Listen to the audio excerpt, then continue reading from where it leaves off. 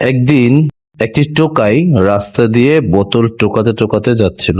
পথের পাশেই একটি মেয়ে এক হাতের মাধ্যমে পানি ঢেলে একটি ফল ধুতে চেষ্টা করছিল। টোকাইটি দেখলো তার হাতে বোতল এবং সেটি খালি হলেই সে নিতে পারবে, তাই তাকে হেল্প করার জন্য এগিয়ে আসে। তো টোকাই কোনো কথাবার্তা না বলে পানির বোতলটি হাতে নিয়ে ওই ফলের উপর ঢালতে লাগলো এবং মেয়েটি সেটি পরিষ্কার করলো। সামনে রাখা আরেকটি বোতল দিয়েও সে একই কাজ করলো। তারপর বোতলটি সে ব্যাগে ঢুকিয়ে সামনে হাঁটা ধরলো। কিন্তু এই মেয়েটি আজকে বাসা থেকে রাগ করে চলে আসছিল।